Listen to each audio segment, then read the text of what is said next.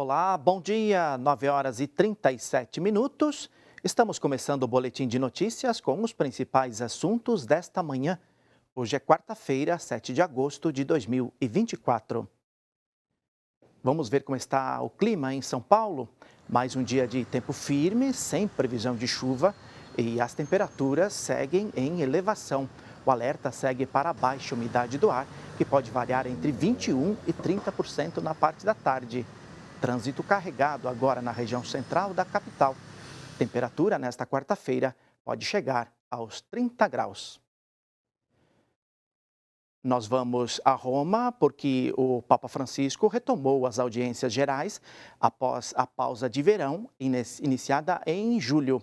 O Santo Padre refletiu sobre o tema O Espírito Santo na encarnação do Verbo, iniciando assim a segunda fase de catequeses a respeito da história da salvação.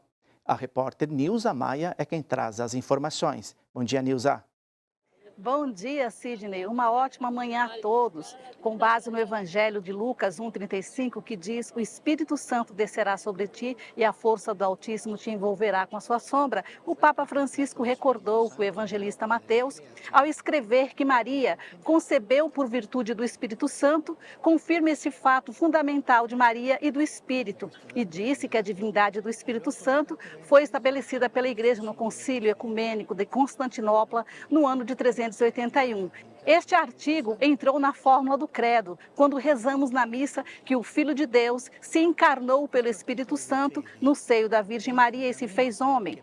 Francisco enfatiza que este é o fundamento que nos permite falar da Virgem como da esposa por excelência, que é a figura da Igreja. O Santo Padre explicou que Maria primeiro acolheu Jesus em si, no seu coração e na sua carne, e depois deu-lhe a luz, e que isso acontece também com a Igreja.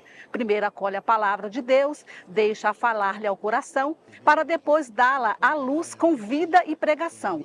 O pontífice disse ainda que o segundo passo é estéril sem o primeiro, que com a ajuda do Espírito Santo é possível anunciar Jesus e a sua salvação ao mundo. Por fim, concluiu que nas situações da vida que ultrapassam as próprias forças, é bom repetir para nós mesmos: a Deus nada é impossível.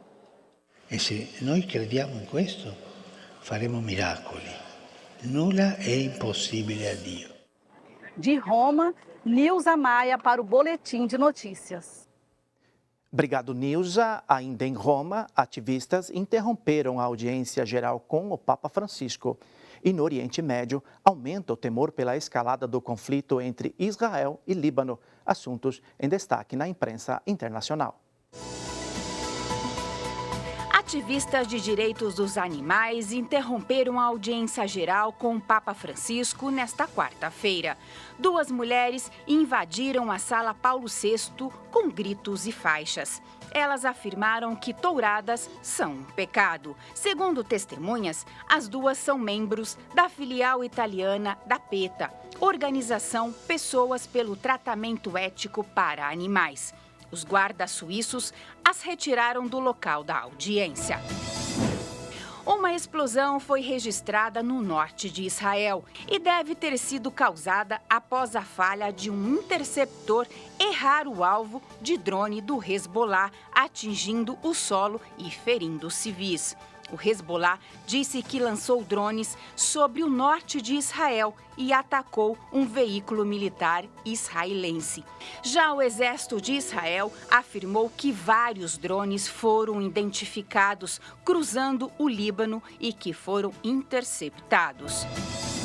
E no Líbano, a movimentação no aeroporto de Beirute demonstra preocupação com as crescentes tensões no Oriente Médio. Pelo menos 15 países pediram a saída de seus cidadãos do Líbano, inclusive o Brasil.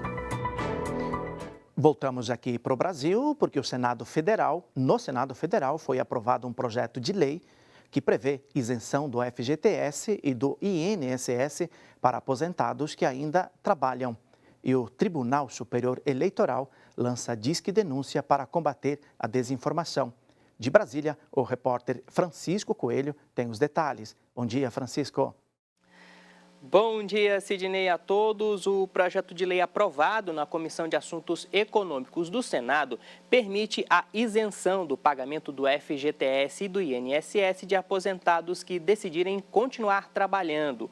O objetivo é incentivar a admissão de pessoas mais velhas com a diminuição dos custos de contratação. O texto, no entanto, limita o quadro de aposentados contratados a 5%. A liderança do governo no Senado disse ser preciso um estudo de impacto orçamentário para não gerar desequilíbrio nas contas públicas. O projeto foi encaminhado ao plenário da Casa e, se aprovado, seguirá para a Câmara dos Deputados. E o Tribunal Superior Eleitoral lançou um canal de denúncias para combater as desinformações nas eleições deste ano. Os eleitores podem encaminhar as reclamações para o telefone 1491. A ligação é gratuita. Os dados serão encaminhados para a Polícia Federal e vão compor um painel sobre as investigações. As informações dos denunciantes serão preservadas. As campanhas começam no próximo dia 15 de agosto. Eu volto com vocês nos estúdios em São Paulo. Obrigado, Francisco. Nas regiões centro-oeste, parte do sudeste e interior do nordeste brasileiro, não ocorrem chuvas expressivas há 150 dias, segundo a Climatempo. A seca também afeta rios da região norte, como o Madeira, que está em situação crítica. A repórter Aline Mércio tem mais detalhes dessa situação. Bom dia, Aline. Bom dia, Sidney, a todos que nos acompanham. Isso mesmo, Sidney. No norte do Brasil, a situação já preocupa. Ontem, a Prefeitura de Porto Velho divulgou uma nota afirmando que o nível do Rio Madeira chegou a 2,08 metros, um volume bem abaixo da média para este período. O Serviço Municipal da região disse que está distribuindo hipoclorito de sódio para o tratamento de poços, águas de nascentes ou de rios para que sejam apropriadas ao consumo humano. Além disso, a Prefeitura disse que está trabalhando na distribuição de água mineral em algumas comunidades da região. Na última semana, a Agência Nacional de Águas e Saneamento Básico declarou situação de escassez hídrica, tanto no Rio Madeira quanto no Purus, que fica na região entre o Acre e o Amazonas. Segundo a nota divulgada pelo órgão, o período chuvoso de novembro a abril registrou chuvas abaixo da média, o que afeta hoje nos níveis dos rios da região. A declaração de situação de escassez nestas áreas dura até o dia 30 de novembro e vai intensificar monitoramentos hidrológicos e medidas de prevenção e mitigação dos impactos na região. De São Paulo, Aline Mércio para o Boletim de Notícias. Obrigado, Aline. Pois é, então, a chegada de uma frente fria pode amenizar os efeitos da falta de chuva em algumas regiões do país. Acompanhe a previsão do tempo para esta quarta-feira. O calor vai dar lugar a uma frente fria que muda o tempo no centro-sul do Brasil. A frente fria chega na noite da quarta-feira e o clima já muda na manhã do dia seguinte em parte do centro-oeste. No sul e oeste do Mato Grosso do Sul, a previsão é de pancadas de chuva. Nos demais estados, dia ensolarado e bem seco. A frente fria também será sentida no sul do país. Chove no interior de Santa Catarina e Paraná e em praticamente todo o estado gaúcho. Apesar do inverno, o tempo fica seco com temperaturas elevadas até quinta-feira em todo o sudeste. No Nordeste, ventos do oceano sopram em direção ao continente e trazem chuva na costa leste da região e no litoral do Maranhão. No interior nordestino, o tempo continua firme. Por fim, na região norte, há o alerta de chuva forte no oeste do Acre e Amazonas. Chove também em Roraima, Amapá e norte do Pará. É hora dos Jogos Olímpicos de Paris. Ontem, os brasileiros garantiram vagas em finais importantes, como a do futebol feminino. E hoje, o dia começou com emoção na canoagem.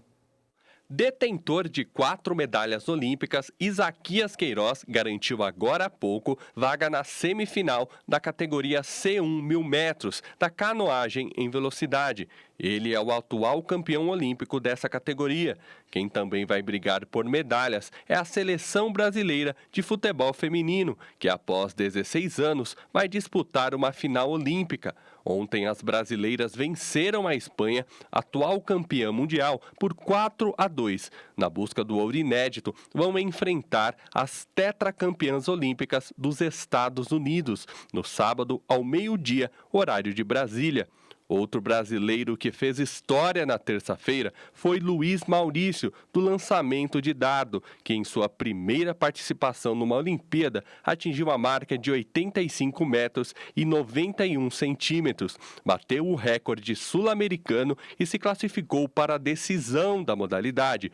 Hoje o Brasil tem grandes chances de conquistar medalhas no skate park masculino. Se avançar, as finais acontecem por volta do 12h30, horário de Brasília. A gente fica por aqui no portal noticias.cançãonova.com e também em nossas redes sociais. A informação não para. E às 6:45 da noite tem mais destaques no Canção Nova Notícias. Obrigado pela companhia, um ótimo dia para você. Amanhã, neste mesmo horário, tem mais Boletim de Notícias.